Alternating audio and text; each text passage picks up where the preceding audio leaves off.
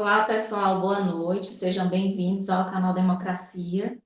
Estamos dando início a mais um programa Hora do Direito, programa que acontece todas as quartas-feiras, às 19 horas, e hoje o nosso tema será sobre propaganda eleitoral, planejamento e prestação de contas eleitorais sem erros.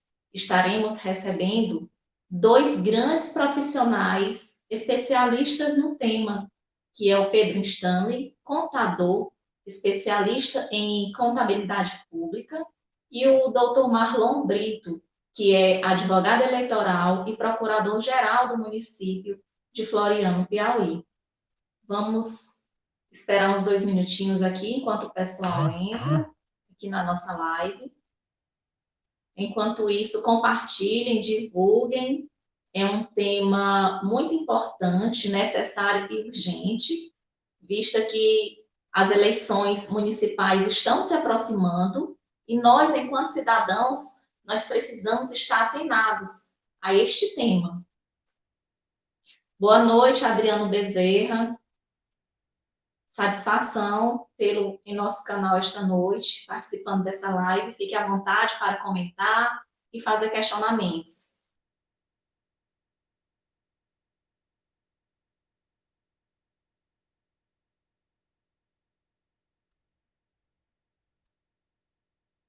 Acho que os nossos convidados especiais já se encontram por aqui.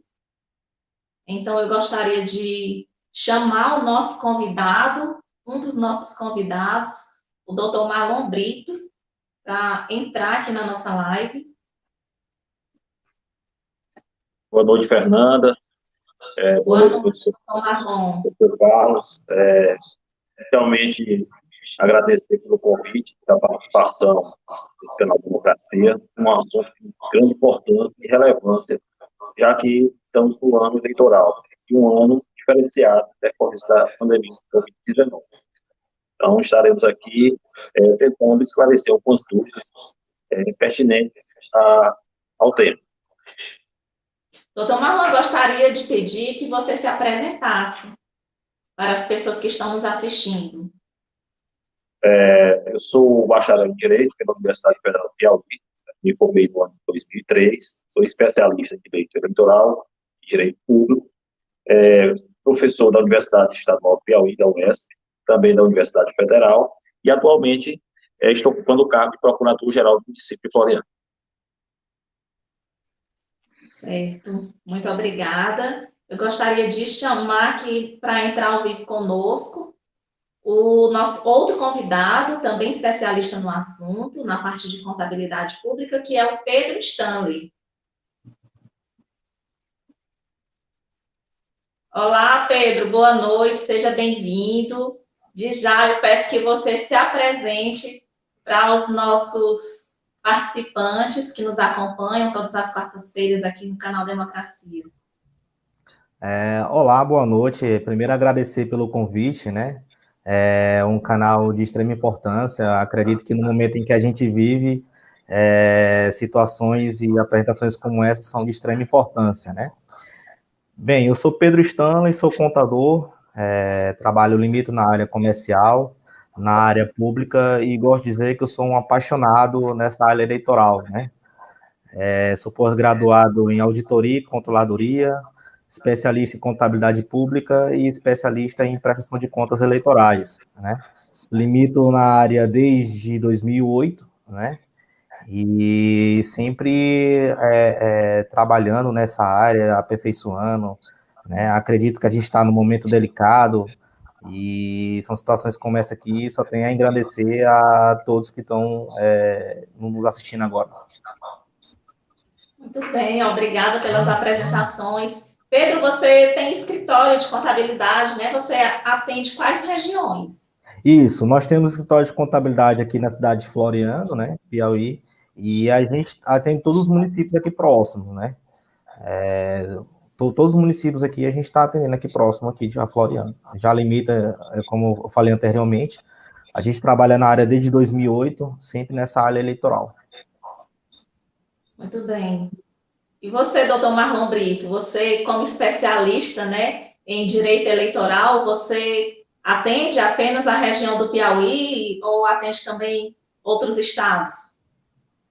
Mas, como eu falava disso, Fernando, desde 2003 sou formado em Direito e como Pedro também, passado pelo política, já atua em direito eleitoral desde esse período, certo? Nossa primeira campanha foi em 2004. Juntamente com o Pedro, a gente já tem diversas campanhas, parcerias juntas, tanto na parte jurídica como na parte de contabilidade, e a gente atende aqui diversos municípios aqui na região. Certo.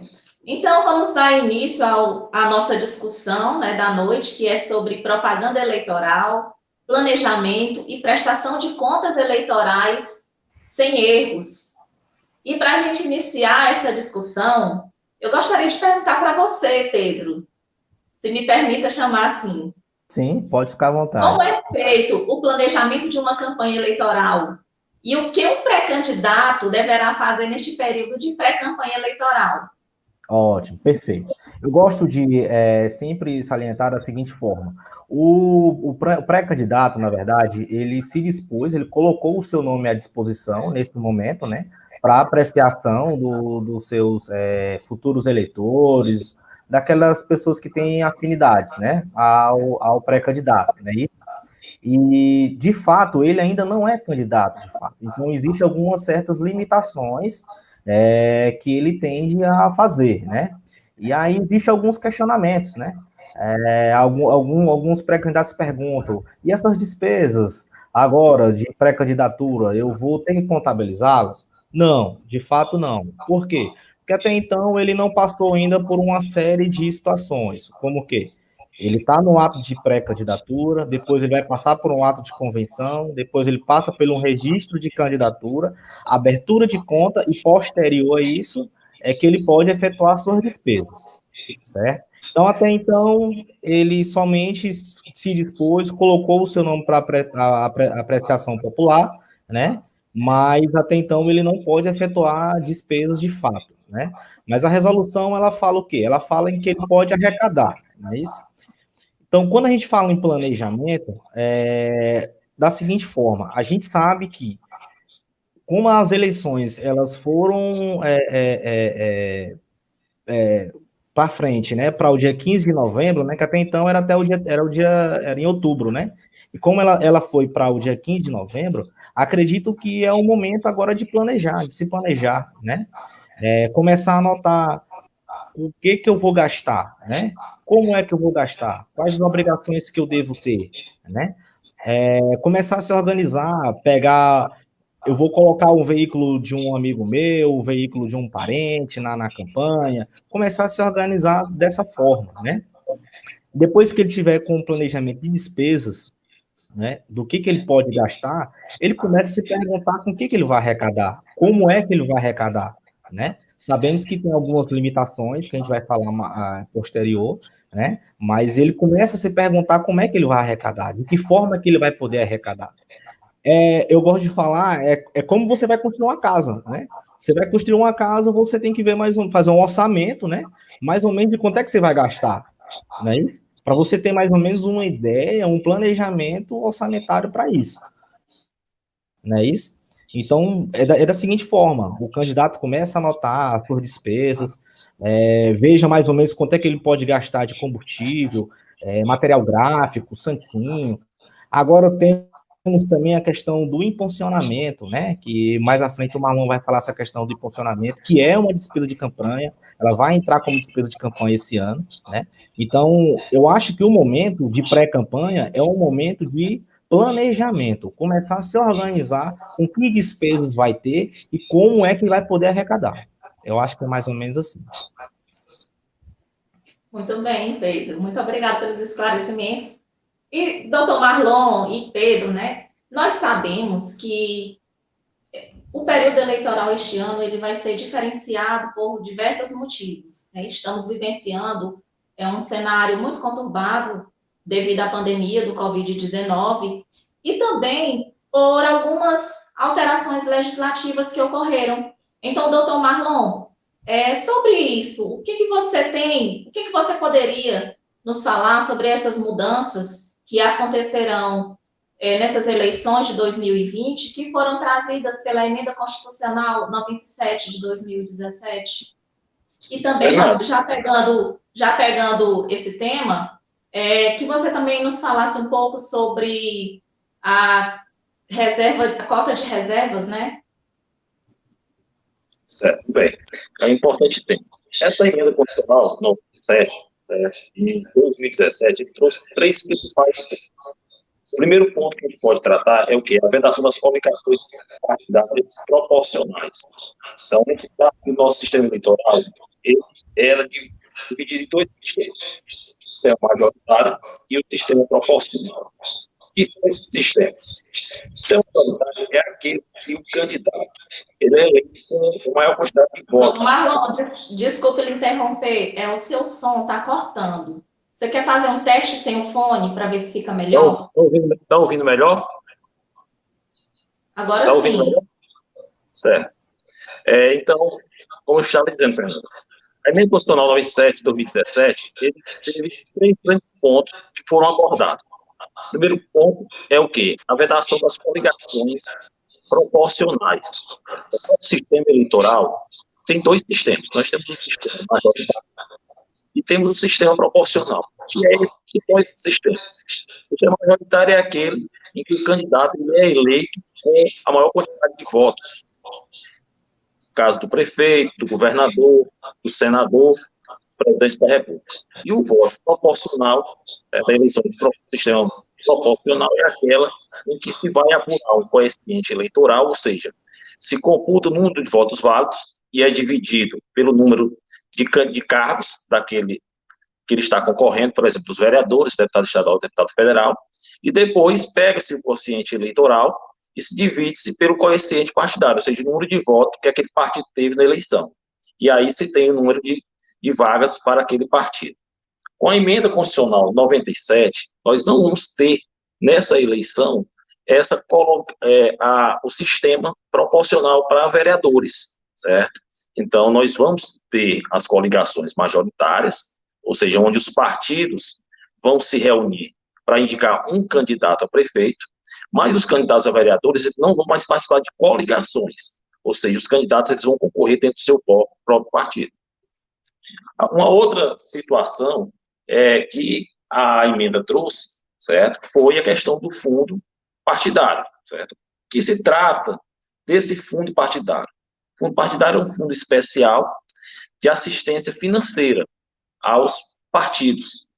Então, o que é necessário para que esse partido possa ter o direito a esse fundo partidário? Primeiramente, está com seu estatuto registrado no TSE e com as prestações de contas regulares, que o Pedro vai abordar. Então, o que é esse fundo partidário? São dotações orçamentárias da União, são multas, são penalidades, são doações que vão ser divididas entre os partidos de acordo com a legislação. Certo? Então, o partido vai receber uma receita, onde ele vai aplicar em determinadas situações: alistamento eleitoral, financiamento de campanha, dotações orçamentárias para as candidaturas femininas, gastos com material, com pessoal, que pode se limitar a 50%. E a outra mudança também bastante importante com a emenda constitucional foi também essa mudança em relação ao tempo de propaganda gratuita do rádio e na televisão, que com essa diminuição das coligações proporcionais, os partidos menores dificilmente vão ter visibilidade nesse tempo de campanha. Por quê? Porque a legislação ela traz alguns requisitos para ele ter esse tempo de campanha, como, por exemplo, ter no mínimo 15 deputados federais. Então, os partidos menores dificilmente terão essa cota de propaganda eleitoral gratuita no rádio e na televisão. Então, qual foi o grande objetivo dessa emenda constitucional? Que ela trouxe de consequência?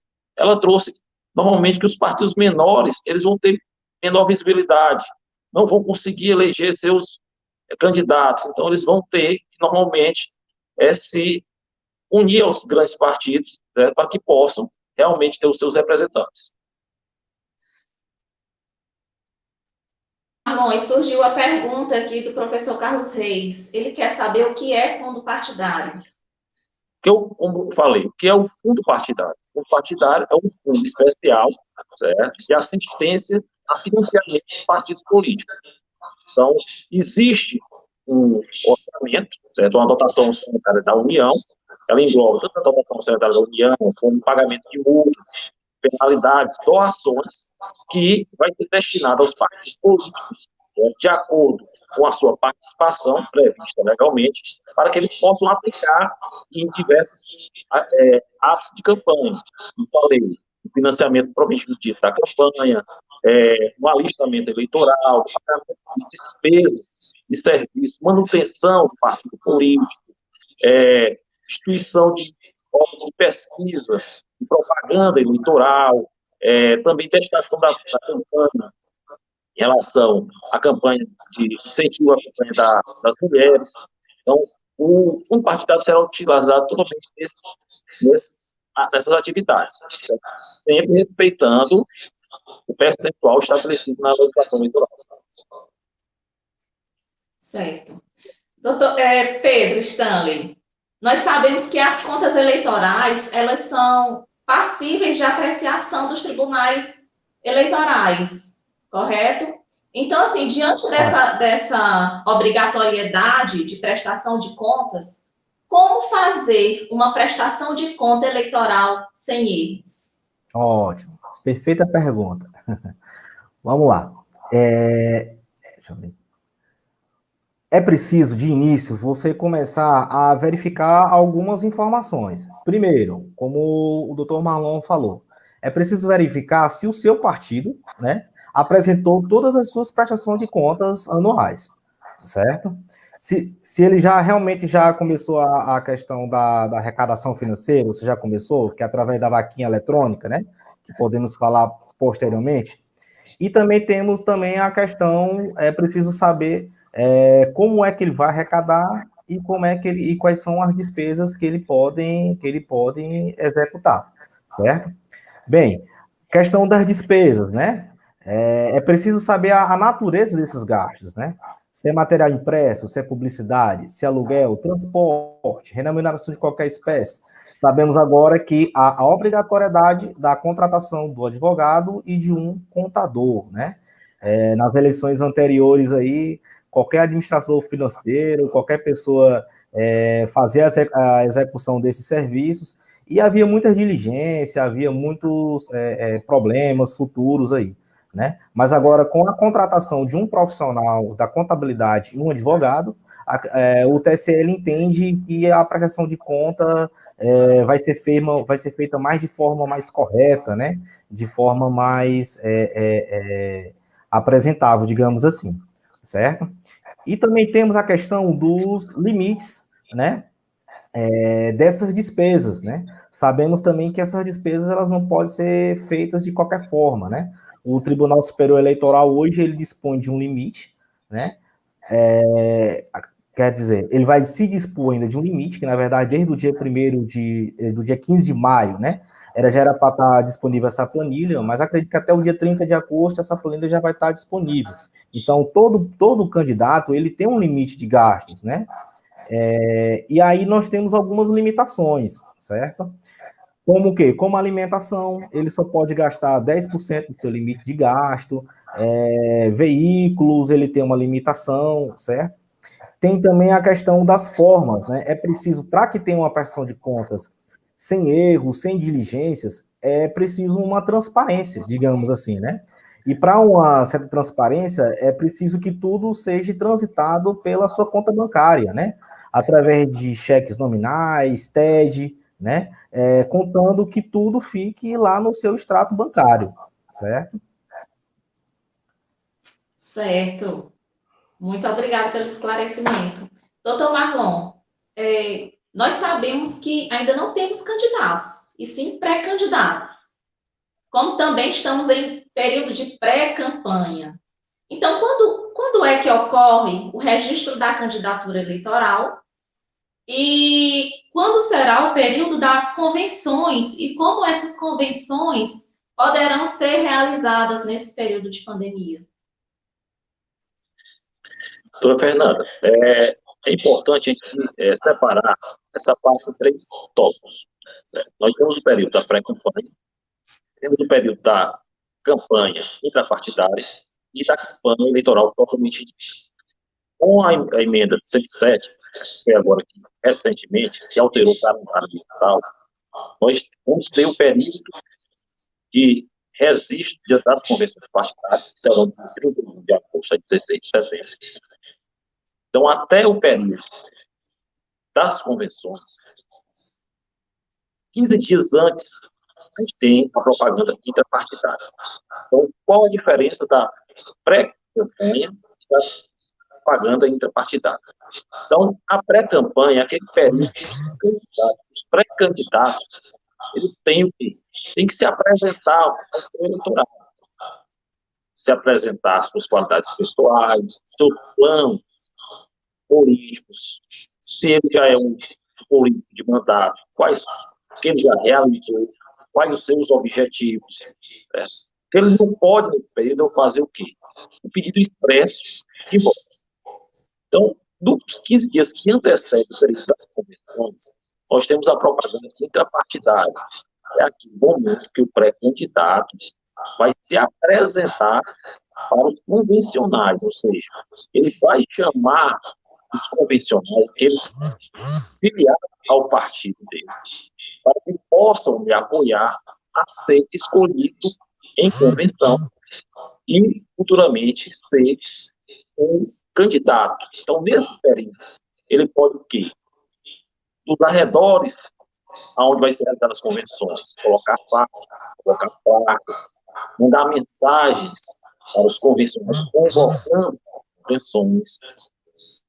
Mas o detalhe que a gente tem que prestar atenção é para os convencionais, não é para a população em geral, porque ainda não estamos no período de propaganda eleitoral, ou seja, ele ainda não é candidato.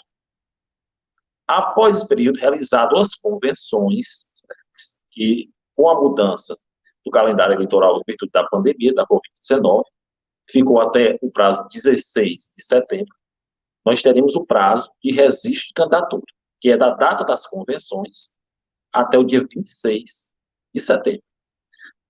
As convenções, certo, também em virtude da pandemia, elas eram realizadas presenciais, mas o TSE decidiu, certo, permitir também que as convenções sejam feitas pela internet. Então, daí surge uma situação também diferente para o registro de candidatura. Quais são os documentos necessários para esse registro de candidatura? Já que, após a convenção 24 horas, a gente teria que comunicar à Justiça Eleitoral a ata, teria que levar a ata, assinada o quê? Por todos os candidatos escolhidos em convenção, bem como a assinatura de todos os presentes e pelos membros que fazem parte da comissão provisória ou do diretório executivo. Então, o TSE, ele entende o quê? Certo? Que como pode ser realizado pela internet, certo? Os partidos podem usar meios tecnológicos para comprovar a presença dessas pessoas, filmagens, certo? Alguma forma que mostre que foi deliberado naquela convenção, certo? Qual foi a decisão dos convencionais, e isso vai fazer parte do CANDEX, que é o Sistema de Registro de Candidaturas, que vai ser enviado para a Justiça Eleitoral. Eu tenho também ainda não está ainda baixado pelo TSE, mas já tenho informações que também o DRAP, certo? Que é o demonstrativo de registro de atos partidários, e o requerimento de registro de candidaturas também serão, certo, dessa forma, através de meios eletrônicos. Ainda não está oficializado, mas tudo indica que o TSE, em virtude da pandemia, também vai direcionar dessa forma. Então, feito isso, certo, os partidos terão até, feita a escolha dos pré-candidatos, os partidos terão até o dia 26 de setembro para registrar os seus candidatos, certo, junto à Justiça Eleitoral. Caso algum candidato não seja, embora tenha sido escolhido, não tenha sido registrado pelo partido, ele terá o prazo de 48 horas após a publicação do edital para fazer o requerimento de registro individual. Então, após esse registro formalizado, é que se tem início da propaganda eleitoral, porque agora nós teremos os candidatos registrados a partir do dia 27 de setembro. Propaganda eleitoral O que que pode e o que que não pode ser feito? Propaganda eleitoral, a gente tem que, todas as eleições, as resoluções eleitorais alteram alguns dispositivos em relação às eleições. Para as eleições de 2020, a gente já tem 70 resoluções, certo? 70 tópicos que foram alterados pelas resoluções eleitorais. Mas o que é que pode? O que é que não pode nas eleições? O que a gente pode dizer, existem várias proibições e várias permissões na propaganda eleitoral. Né? Então, como eu falei, nós temos 3 períodos, 3 fases. Temos a pré-campanha, que é aquela que vai até o registro, até as convenções, certo? Onde o candidato ele pode se apresentar, mostrar suas qualidades pessoais, seus planos de governo, dar entrevistas, ou seja, ele vai se apresentar para o eleitor sem pedir um voto, expressamente. Temos o período da propaganda intrapartidária, onde ela é direcionada para os convencionais. E temos o período da propaganda eleitoral propriamente dita, quando ele já está com a candidatura registrada, deferido pela Justiça Eleitoral, e ele vai pedir o voto expressamente. Então, podemos citar algumas situações do que é que pode, o que é que não pode. É permitido o uso de amplificadores, de alto-falantes em pontos físicos? Sim. É permitido o uso de trielétricos? Não. Somente em comícios, certo? Os comícios são permitidos? Sim. Qual o horário de um comício? O horário do comício é das 20 horas às 24 horas, sendo que o último comício pode se estender até às 2 horas da manhã. Eu posso dar brindes, eu posso dar chaveiros, eu posso dar bonés. Não, por quê? Porque é considerado como algo doado gratuitamente em troca de um voto. Certo? Eu posso usar veículos, por exemplo, sons com aqueles chiclês, o que é considerado um carro de som. Então, a gente tem que dividir 3 situações. Hoje, a legislação eleitoral ela divide carro de som, mini trio e trio elétrico. Então, carro de som não é somente aquele carro automotivo realmente.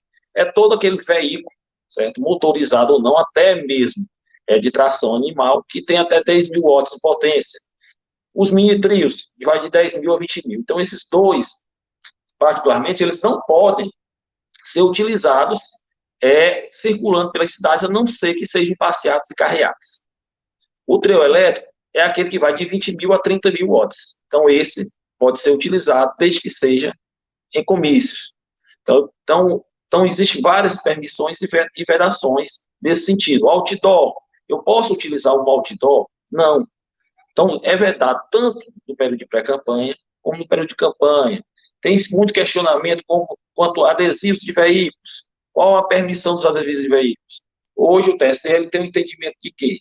Que eu posso utilizar adesivos, desde que seja aquele adesivo perfurado na tampa traseira do veículo, ou os adesivos, certo? Nas laterais do veículo, medindo 50 centímetros por 40 centímetros.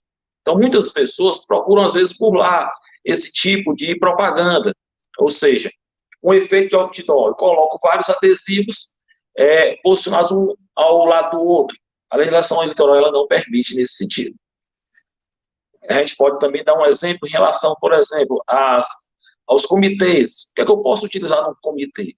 Depende.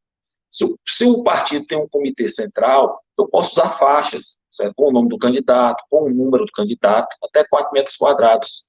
Se são os outros comitês, que não o comitê central, eu já só posso utilizar esses adesivos de 50 centímetros por 40, desde que não configure efeito de outdoor. Então, temos outras diversas vedações, né, de propaganda, que cada situação ela tem que ser analisada, certo? No caso concreto. Certo. Então, eu queria saber, porque nós estamos num momento complicado, onde o distanciamento social ainda é extremamente necessário, né? Muitas regiões estão alcançando o pico da pandemia agora, infelizmente. Então, gostaria de saber se existe alguma regulamentação sobre os comícios presenciais e também sobre visitas de candidatos em residências, né, de possíveis eleitores. A emenda, agora que alterou o calendário eleitoral, ela estabeleceu o quê? Ela estabeleceu alguns prazos eleitorais, por enquanto. Certo? Ela mudou a data das eleições para o dia 15 de novembro, certo? Nos municípios que têm somente o primeiro turno, mas essa data ela não está totalmente definida. Por quê? Porque o TSE ela colocou da seguinte forma: as eleições serão no dia 15 de novembro, cabendo às autoridades públicas, certo? Como o TRE, o governo do Estado e os municípios, requisitar das autoridades sanitárias a informação se, em virtude da pandemia, há uma condição da realização dessa data das eleições, podendo elas serem alteradas para até o dia 27 de dezembro, de forma que as eleições elas não podem se estender para o próximo ano, de forma a prorrogar os mandatos. Então, em relação aos comícios de ruas, certo? Vai depender dos decretos municipais, dos decretos estaduais, porque não é pela proibição dos comícios, mas sim pela aglomeração de pessoas. Eu entendo ainda, o TRE vem regulamentando, o TRE dos estados vem regulamentando algumas mudanças na legislação eleitoral, certo? Já foi excluído o uso da biometria. Eu tenho certeza que até as convenções, eles devem regulamentar como vai ser realizado esses comícios, essas reuniões públicas. Já tive informações que provavelmente as eleições possam ser prorrogadas o tempo ou a quantidade de dias, podem ser 2 dias, podem prorrogar o horário das eleições, que normalmente inicia às 8 e termina às 17 horas, podem ser prorrogado o horário, mas ainda cabe o TRE regulamentar essas situações peculiares de cada região. Então, em relação aos comícios, ainda não estão definidos a forma, mas, em virtude dos decretos estaduais e decreto estadual e dos decretos municipais, certo? Vai se levar em consideração a questão também da pandemia. Pedro, você foi cirúrgico na sua explanação sobre a prestação de contas eleitorais sem erros. Temos elogios aqui para você, lhe damos parabéns pela excelente explicação. E na sua fala, você falou sobre a vaquinha eletrônica. O que é essa vaquinha eletrônica, Pedro? Tem muita gente que tem dúvida, né? O que é essa danada dessa vaquinha eletrônica, né? Na verdade, a resolução ela diz o seguinte, que no ato de pré-campanha, que é como está acontecendo agora, o candidato, ele não... A resolução não diz que ele pode gastar, mas ela diz que ele pode arrecadar, né? Então, para ele fazer esse tipo de arrecadação, é necessário o quê? Que ele contrate uma empresa, né? Uma empresa de arrecadação financeira, que esteja registrado junto ao TSE, é importante salientar isso, onde essa empresa vai fazer a arrecadação daquelas pessoas que, futuros eleitores, pessoas, parentes, pessoas que são afins do candidato, certo? Então, nesse ato de pré-campanha, ele pode estar fazendo essa arrecadação. Agora, tem que ter muito cuidado, porque todas as informações dessa arrecadação da vaquinha eletrônica, elas serão agregadas, elas serão somadas junto à prestação de contas dela lá, né? Lá na frente, quando o candidato for o candidato de fato, digamos assim, né? E porque, na verdade, existem alguns recursos de origem vedadas, né? Tem alguns recursos em que o candidato não pode arrecadar de forma alguma, que são recursos de pessoa jurídica, de origem estrangeira, são pessoas que recebem recursos de auxílio do governo, como Bolsa Família. Então, ou seja, essas fontes o candidato não pode receber de forma alguma. Então, para aquelas pessoas que têm interesse em fazer o sistema da vaquinha eletrônica, tem que ter muito cuidado nesse tipo de arrecadação, porque se receber algum recurso de origem vedada, prestação de conta reprovada no ato. Então, muito cuidado. Tem que procurar uma empresa que esteja cadastrada junto ao TSE. Lá no site do TSE tem todas as empresas. Só para você ter uma ideia, tem em torno de 18 a 20 empresas no Brasil todo, né, fazendo esse tipo de arrecadação. Eu, particularmente, eu estive até conversando com o doutor Marlon uma vez, eu sou um pouco contra. Eu acho que se você tiver pessoas que querem doar que querem lhe apoiar na sua campanha, separe aquelas pessoas e deixem para fazer as doações lá no ato da campanha, né? Porque é interessante o seguinte, você vai contratar uma empresa terceira, onde você não conhece essa empresa, e essa empresa vai estar fazendo a arrecadação dos seus recursos. Então, se tiver algum recurso de origem vedada, é prestação de contas reprovadas, né? Então, há um certo medo, há uma fatia de 2 gomos aí nesse sentido. Certo? Acho que foi claro. Foi sim. Agora, a dúvida que surgiu foi a seguinte: vaquinha eletrônica e financiamento de campanha são diferentes? Sim. Se sim, o que é esse financiamento de campanha? Como ele acontece e quem pode participar desse financiamento de campanha? O financiamento de campanha é praticamente a vaquinha eletrônica, porque na verdade é um apelido, né? Financiamento de campanha é o financiamento que o pré-candidato vai estar fazendo, é porque a gente dá um apelidozinho de vaquinha eletrônica, né? Certo? Mas é o mesmo sentido, tá? Lembrando, isso, muito bem, porque pode causar dúvida nas pessoas que estão nos assistindo, né? Por esse termo vaquinha eletrônica. Lembrando, Fernanda, que quando ele fizer o registro de candidatura dele, após o registro, né, o candidato em si, ele vai abrir 3 contas bancárias, né? Isso é novidade. Antigamente ele abria só uma conta bancária, mas agora são 3 contas bancárias, que são o financiamento especial de campanha, né, que a gente falou, a conta especial de arrecadação dele normal e do fundo partidário, né? Então é necessário isso. E eu digo ao pré-candidato agora em si, é interessante ele começar a fazer a cobrança também junto aos seus partidos, né? Porque o partido ele tem até o dia 15 de agosto agora para estar abrindo essas contas de financiamento especial de campanha de fundo partidário, né? Então, caso o diretório, o Partido Nacional, tem algum recurso de fundo partidário a distribuir, primeiro ele passa pelo diretório estadual, depois pelo diretório municipal, até chegar ao candidato, né? Então, as contas eleitorais, elas se transitam entre si. Elas não podem, eu não posso pegar um recurso normal e fazer uma doação para uma conta de fundo partidário, não posso. As contas, elas têm que se transitar entre si, certo? E as despesas, o candidato pode fazer as suas despesas normais, certo? Mas é importante salientar, e isso é novidade, essa questão dessas 3 contas bancárias, tá certo? Excelente, Pedro. E para a gente descontrair aqui um pouquinho e passar para as próximas perguntas, né? Eu gostaria de mandar um abraço bem caloroso, ainda que virtual, para o doutor Paulo Hernandes, que está nos assistindo de Balsas, nosso advogado aí, nosso colega, advogado previdenciário de Balsas. Um abraço também para o doutor Maurício Leal, que está nos assistindo de Campo do Buriti.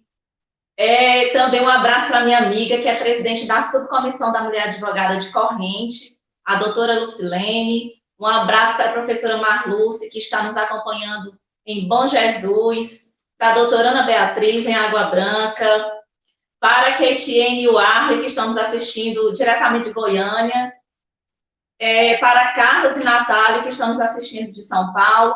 Um forte abraço aí para vocês, ainda que virtual. Espero que todos estejam bem, se cuidem, se sair de casa, usem máscara, tá? Então, vamos dar prosseguimento aqui. Nós tivemos recentemente, né, uma eleição, uma campanha eleitoral que foi bastante movimentada aí com muitas fake news. Então, eu queria saber de você, doutor Marlon, o que você poderia nos falar sobre fake news nesta campanha de 2020? Fernando, o tema bastante polêmico.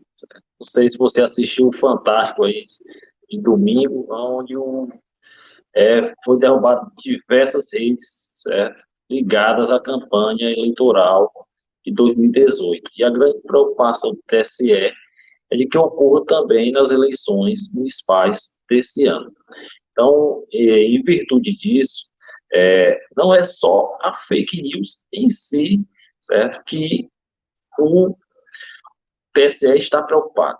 Por quê? Porque nas eleições municipais Nas últimas eleições municipais de 2016, a gente tinha também a questão de que do impulsionamento nas redes sociais, que era vedado aos candidatos, ou seja, os candidatos não poderiam fazer impulsionamento das suas redes sociais. Então, eu estava até discutindo esse assunto também com o Pedro recentemente, numa campanha eleitoral que a gente está acompanhando. O que é que tem que se tomar bastante cuidado? Os candidatos hoje, principalmente em virtude da pandemia, certo? O meio que eles terão de fazer a sua propaganda eleitoral, o seu pedido de voto, a sua pré-campanha, são através das redes sociais, do WhatsApp, do Instagram, do Facebook, do Twitter.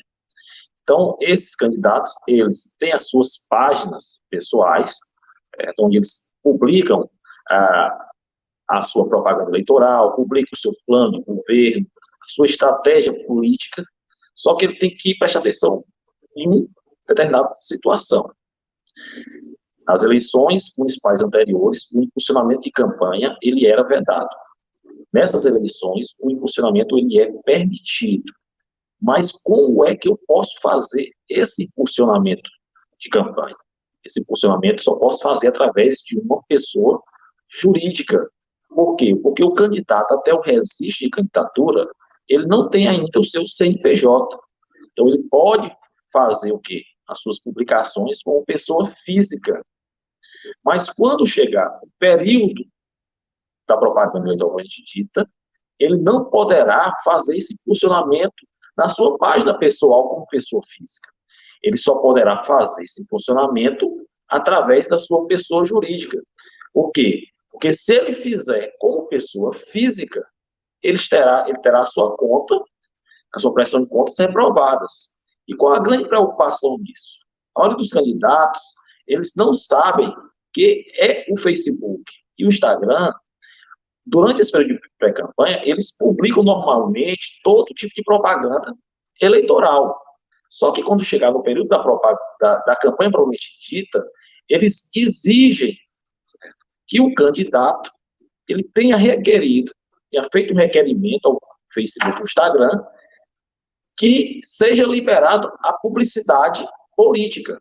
Então, se esse candidato não fez esse requerimento, quando chegar no período da campanha eleitoral, ele não vai poder fazer o funcionamento. Por quê? Porque a conta não vai estar disponível. Porque esse requerimento, ele demora em torno de 30 a 45 dias para ser liberado. Então, vai chegar o período da campanha, o candidato não fez esse requerimento, o que é que ele vai querer fazer? Um funcionamento com pessoa física. E ele fazendo isso, terá suas contas reprovadas. Consequentemente, qual foi a preocupação do TSE em relação às fake news? Ou seja, o que é a fake news? É a disseminação de notícias falsas com objetivo político. Então, com o objetivo de diminuir ou penalizar de forma mais grave, certo? Evitar essas fake news, o TSE ele criminalizou a fake news, certo? Então, com a pena hoje prevista de 2 a 8 anos, e não só as fake news, certo? Que são proibidos. Além da fake news, o disparo eletrônico de mensagens também é proibido. Então, não é só eu divulgar notícias falsas, notícias caluniosas, que são consideradas como atos ilegais pelo TSE. Também o disparo acumulado de mensagens por meios eletrônicos também é uma vedação prevista pelo TSE no âmbito da publicidade nas redes sociais. Então, algumas redes sociais já se manifestaram que não vão, certo, permitir a propaganda eleitoral, como o Twitter já se manifestou, certo? E no caso do Instagram e do Facebook, é necessário que o candidato faça esse requerimento prévio, certo? Para que o Facebook e o Instagram autorize esse funcionamento das suas redes sociais. Caso contrário, o candidato não vai poder funcionar as suas redes sociais sob pena de ter a sua prestação de contas reprovada.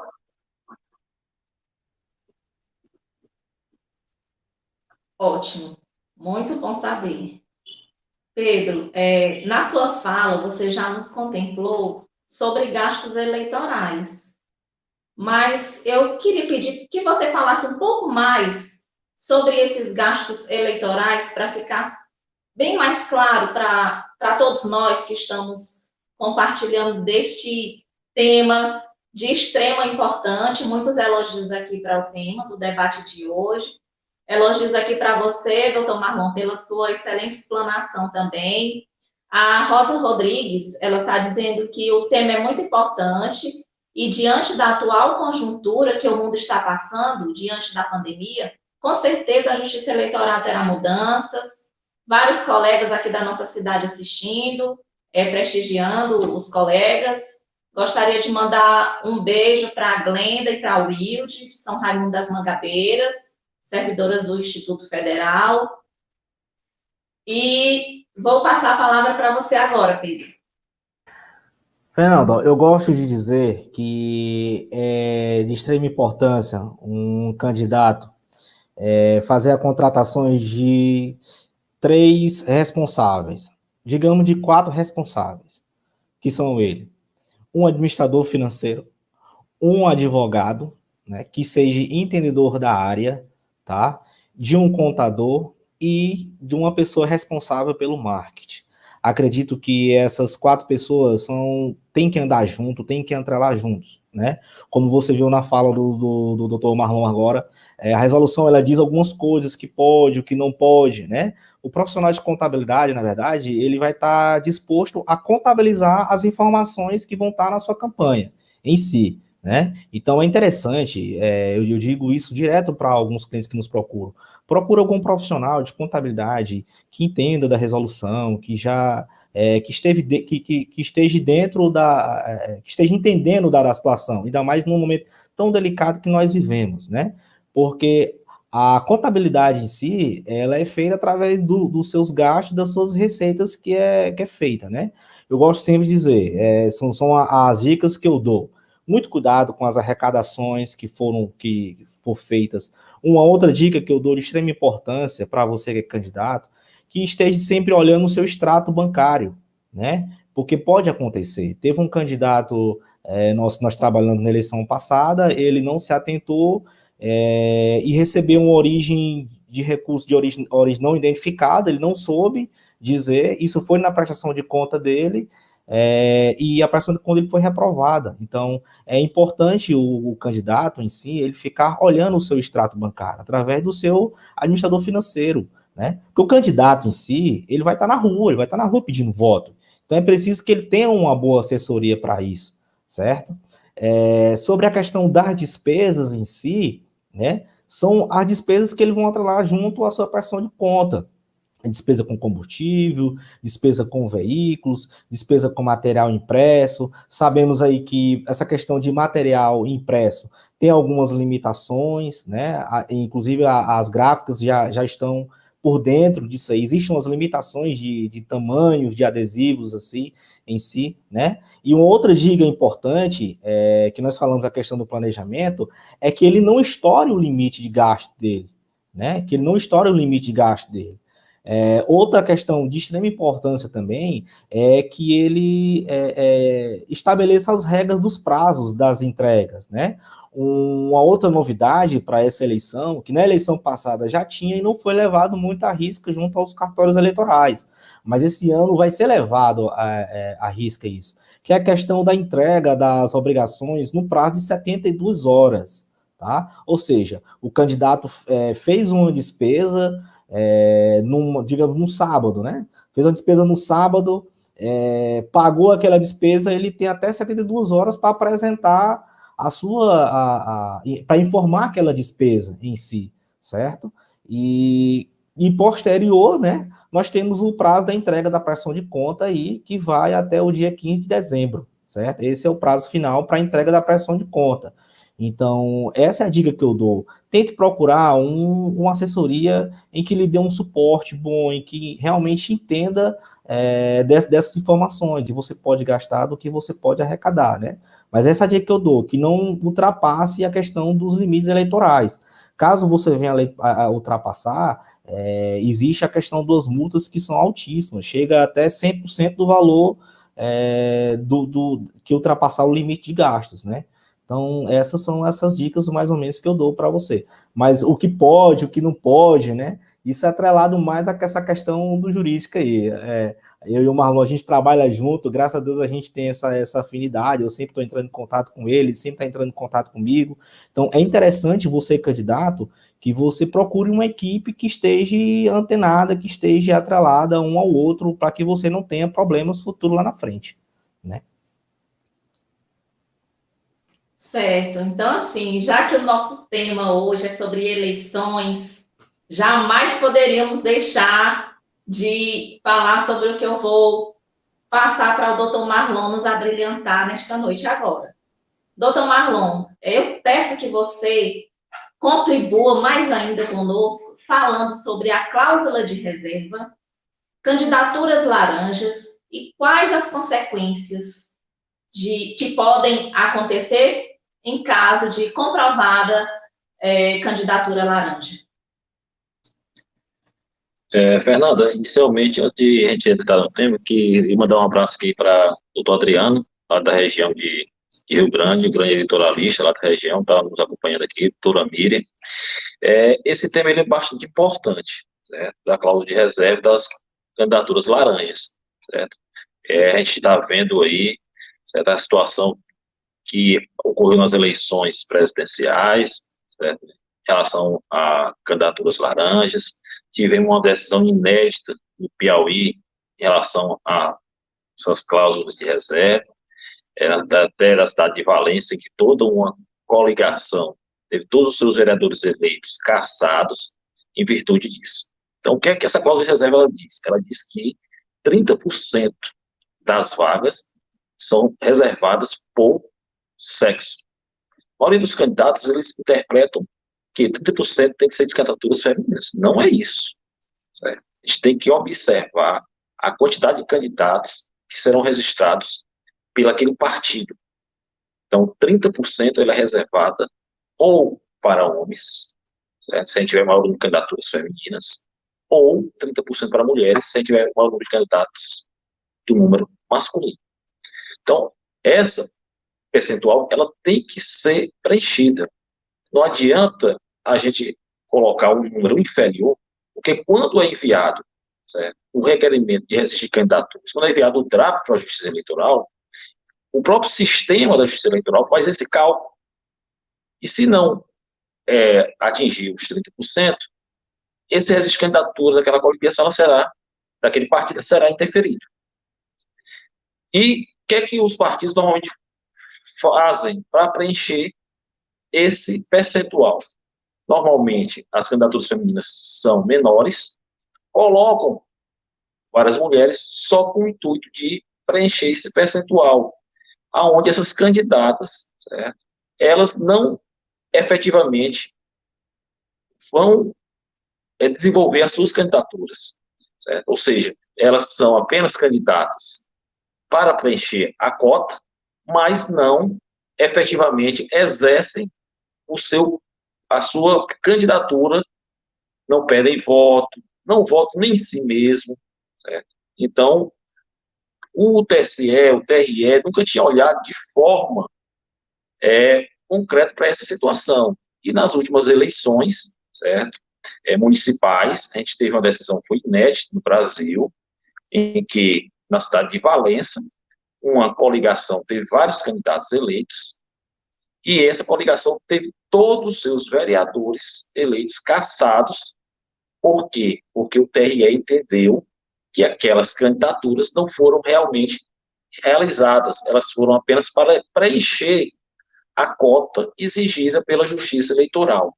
Então, teve candidatas que nem o seu próprio voto tiveram. Então, o TRE entendeu como uma fraude. Então, o que é uma candidatura laranja? É aquela candidatura fraudulenta, com a intenção de burlar a legislação eleitoral em relação a essa cota de reserva. Então, nós também tivemos agora nas eleições presidenciais, certo?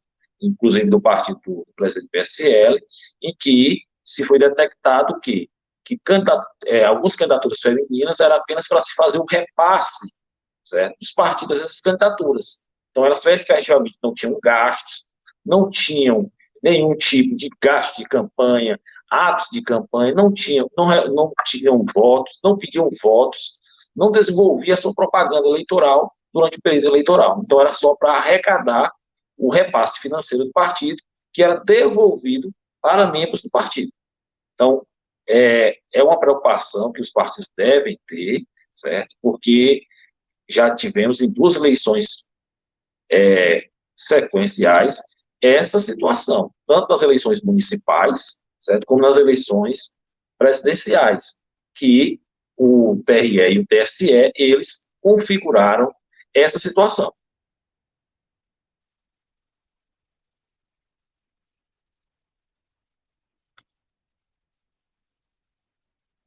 Inclusive está aparecendo na nossa tela, ele lhe pergunta o seguinte: como identificar uma candidatura laranja?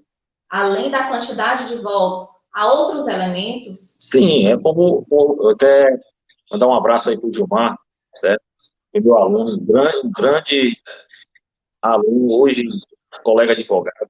É como eu falei, essa questão da candidatura laranja não é só a quantidade de votos. Certo? Como é que a gente podemos identificar um candidato laranja? Aquele candidato que ele não pratica nenhum ato de campanha, ou seja, o seu nome está lá, certo, registrado, ele não pede voto, certo? Ele pede voto para candidatos que estão concorrendo com ele mesmo não vota nele, certo? Às vezes, alguns candidatos não têm um voto sequer, nem seu próprio voto. Então, a candidatura laranja é o quê? É justamente isso aí, a candidatura que o único objetivo é somente preencher a cota. Qual foi a decisão de Valença, basicamente? Houve candidatas, certo? Teve uma candidata, por exemplo, que era ela e o filho candidato. Então, ela não teve voto nem dela, ela votou do filho, certo? Então, isso configurou uma candidatura laranja. Uma coisa é você não ter votos, mas você desempenhar todos os atos de campanha. Você ir para a rua, você pedir votos, você produzir material de campanha, você apresentar sua prestação de contas, seus gastos de campanha.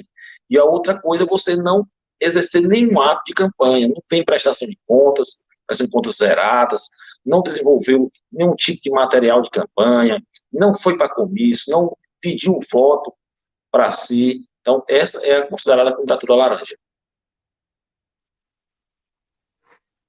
Muito obrigada, doutor Marlon, pela excelente explanação. Acho que você exauriu todas as possíveis dúvidas, como também o Pedro exauriu o tema. No mais, eu gostaria de agradecer vocês por terem aceitado o convite de participar desta live.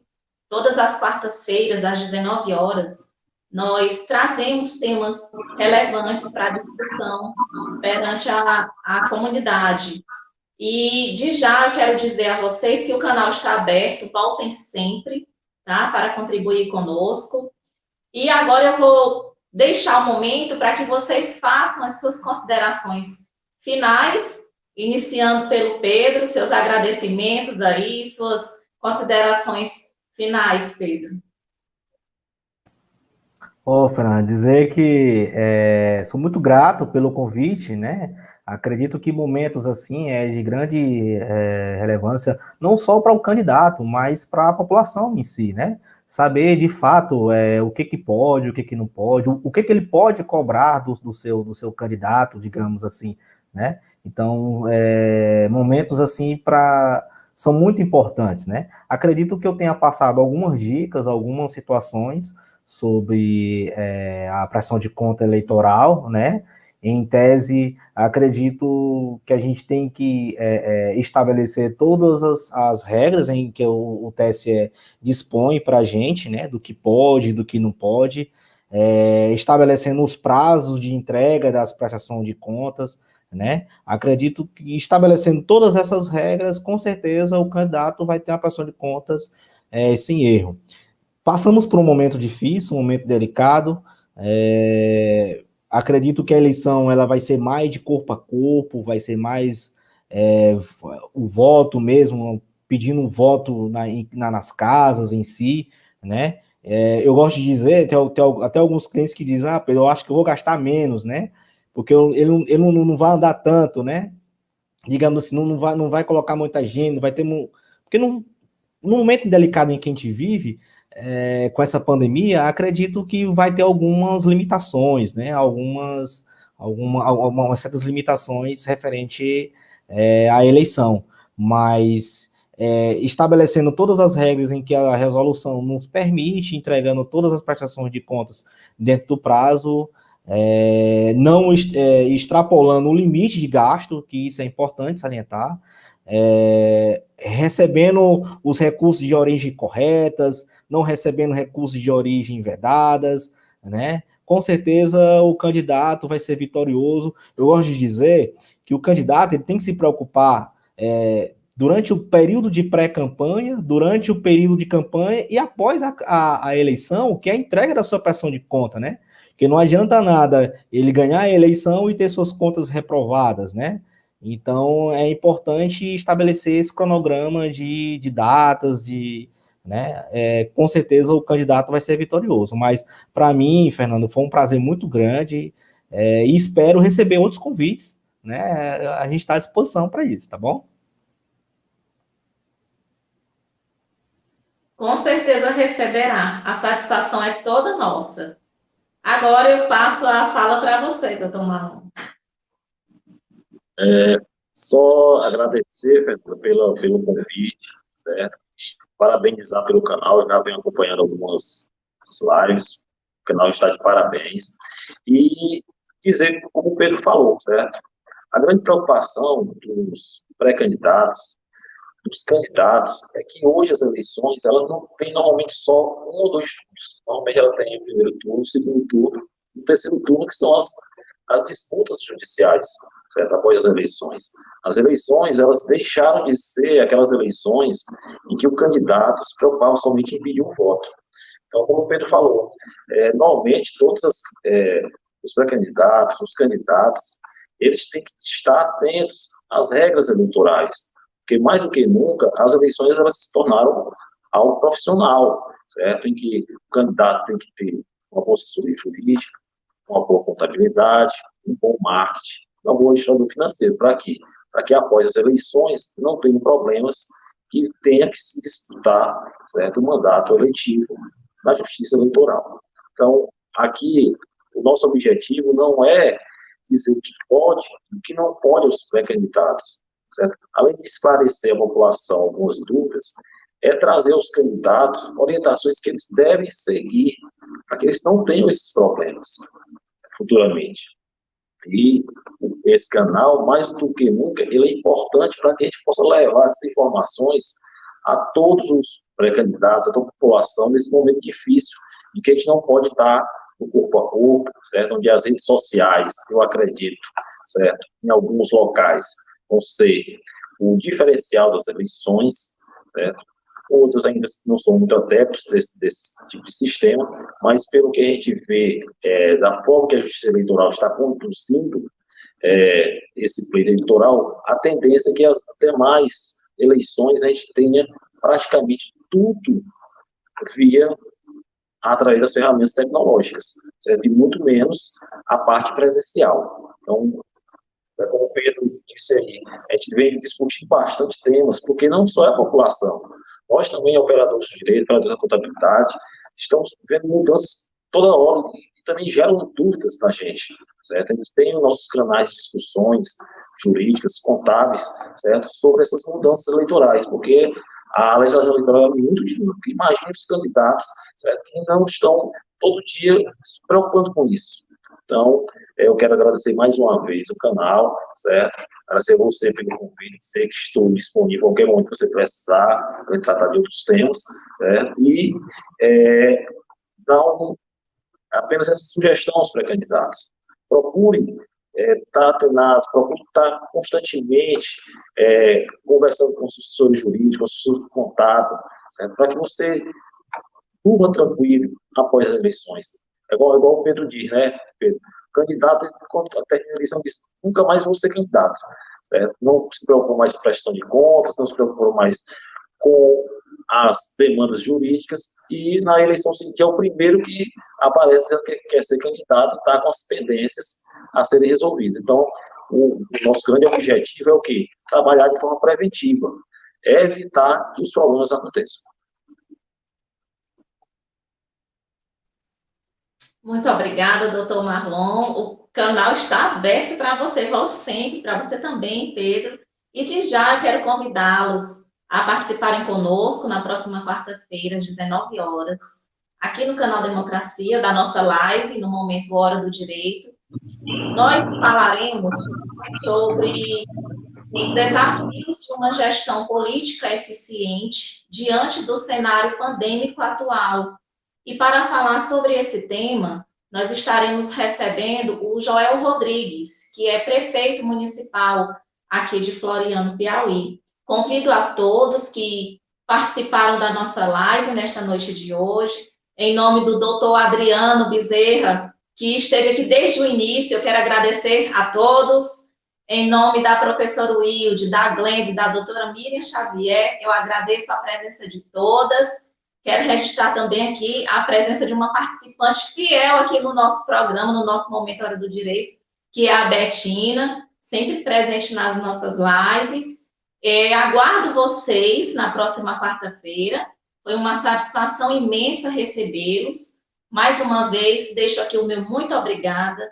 Uma boa noite a todos. E sexta-feira, nós temos uma live que será um debate eleitoral. O nosso Instituto Federal está de campanha para a eleição do diretor-geral. Então, na sexta-feira, dia 7 de agosto, às 19 horas, nós teremos um debate com os 2 candidatos realizados pelo canal Democracia. Então, participe conosco, envie as suas perguntas para o e-mail debate07deagosto@yahoo.com. Até amanhã, às 23 horas e 59 minutos. Participem, colaborem, venham conhecer as propostas dos nossos candidatos para que você possa fazer a melhor escolha para você e para a nossa instituição. Então, boa noite a todos, o meu muito obrigado e até a próxima.